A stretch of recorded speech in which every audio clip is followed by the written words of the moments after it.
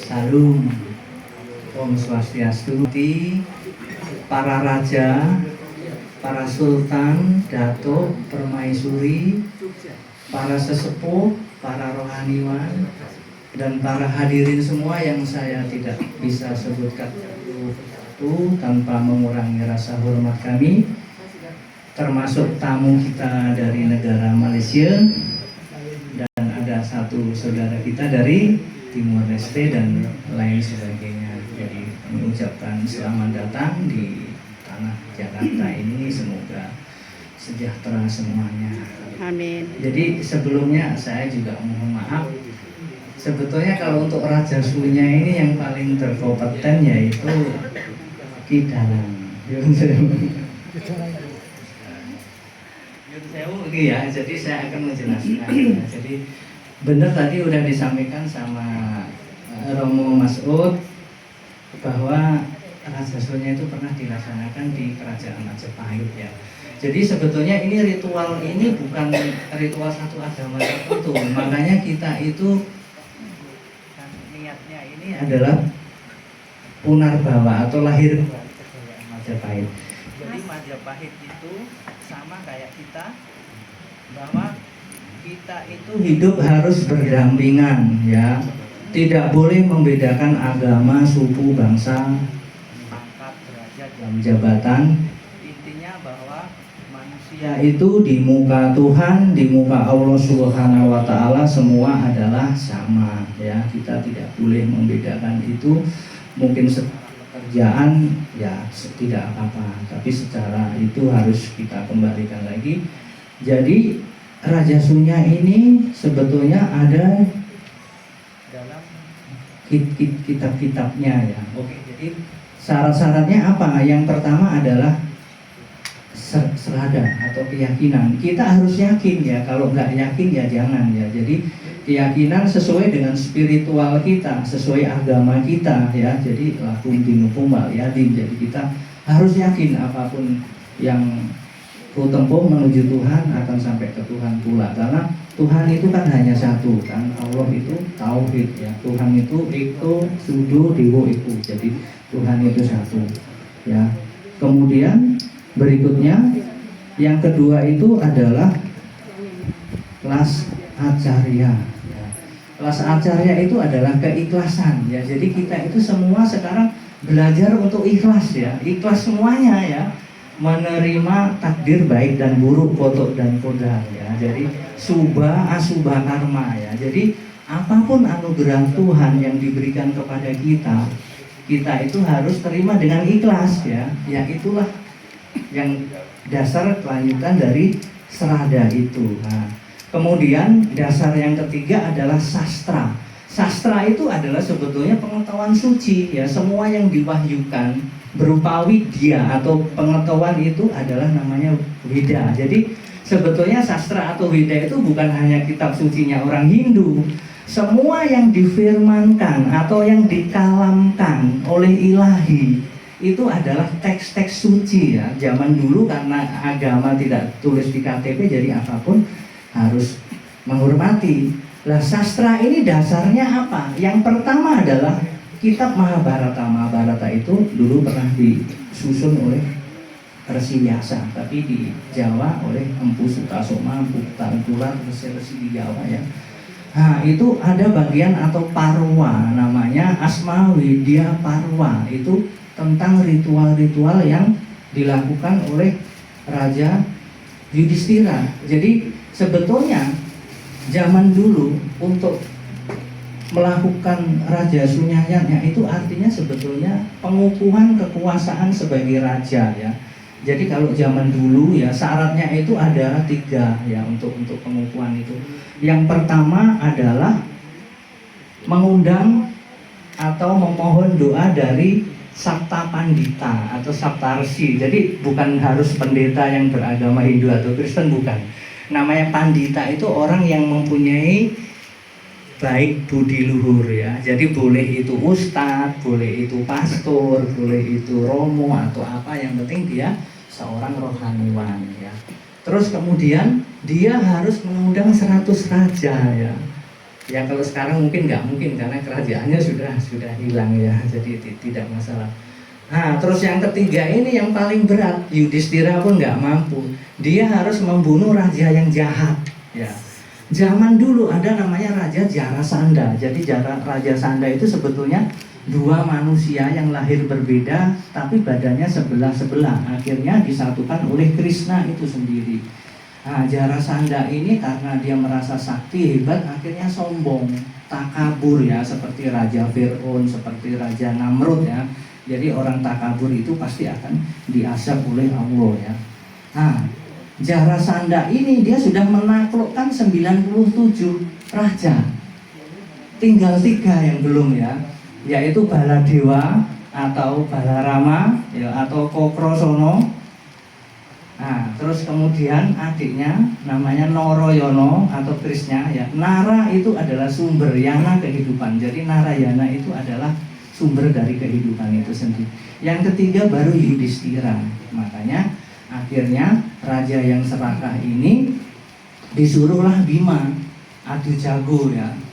Jagonya Krishna sama sana berantem. Akhirnya dikasih tahu sama Krishna, kamu kalau dipotong dia bersatu lagi, dipenggal kepalanya dia hidup lagi, nggak bisa mati-mati ya. Akhirnya dikasih kode, dibelah lah.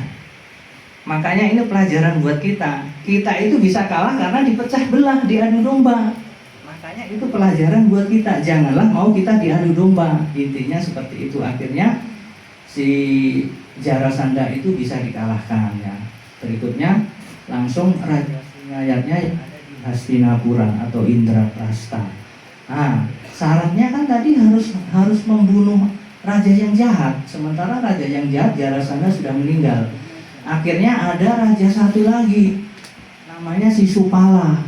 Ya, itu raja dari kerajaan Chedi di India Tengah ya. Sisupala itu sebetulnya masih sepupu dari Balarama, Krishna sama Saubhadra. Dari lahir dia mempunyai tangannya 3, matanya juga 3. Dia nggak bisa hidup. Akhirnya sama Krishna begitu dipangku, dia itu menjadi hidup. Dan orang tuanya sudah sadar suatu saat kamu akan meninggal oleh Krishna itu juga.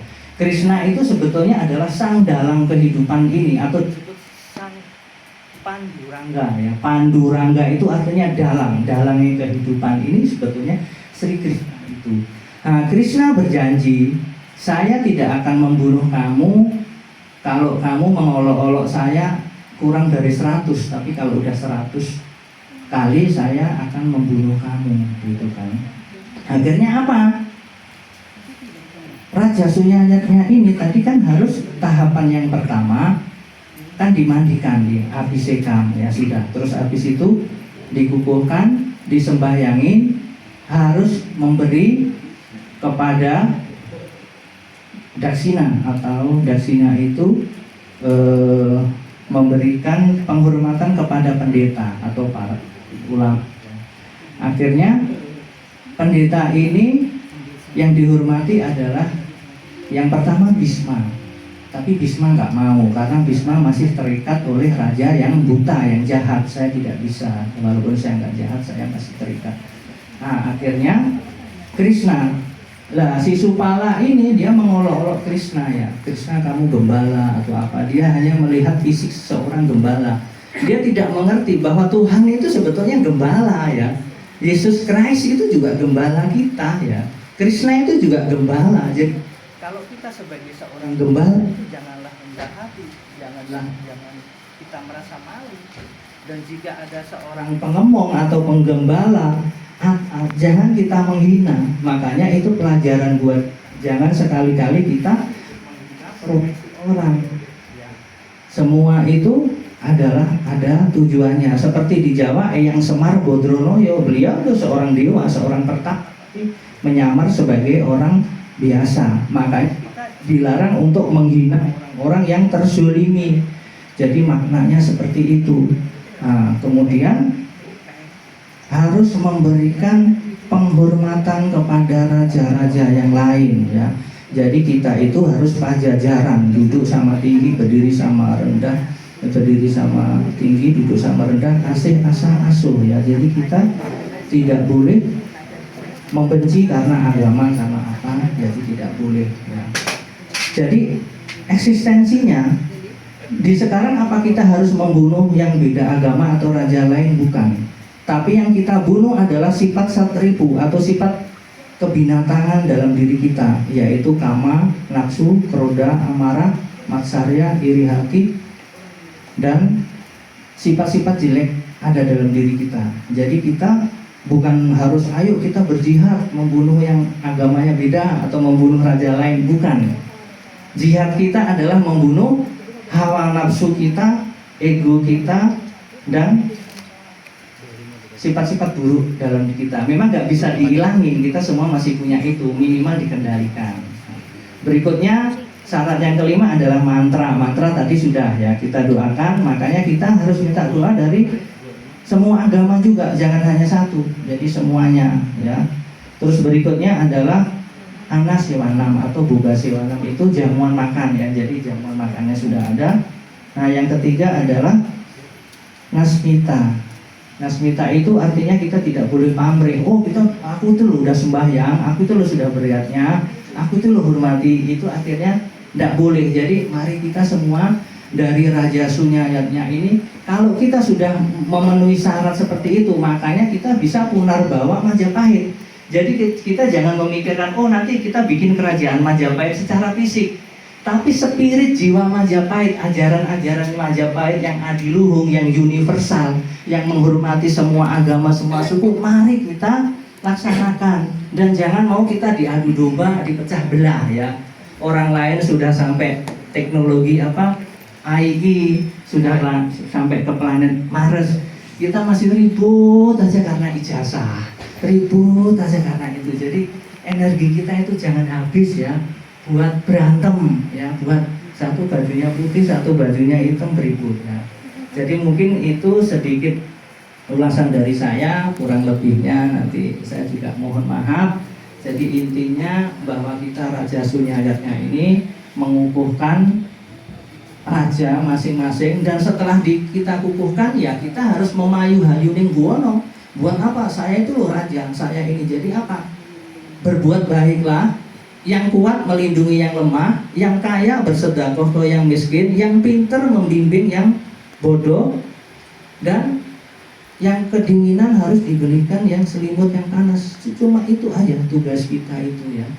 Selanjutnya mau nanti kita masuk surga tingkat berapa ya kulhuhal alam, serahkan sama Tuhan, sama Allah Subhanahu wa Ta'ala. Kita di dunia ini hanya berusaha untuk belajar berbuat baik. Selanjutnya ya Allah itu Al-Hakimul, ya Tuhan sendiri yang menghakimi. Kita nggak usah menghakimi orang lain, tidak usah memfitnah, tidak usah ini. Kita menebarkan cinta kasih kepada diri kita sendiri, kepada keluarga, kepada negara dan bangsa, dan kepada seluruh makhluk. Semoga damai. Om Santi Santi Santi.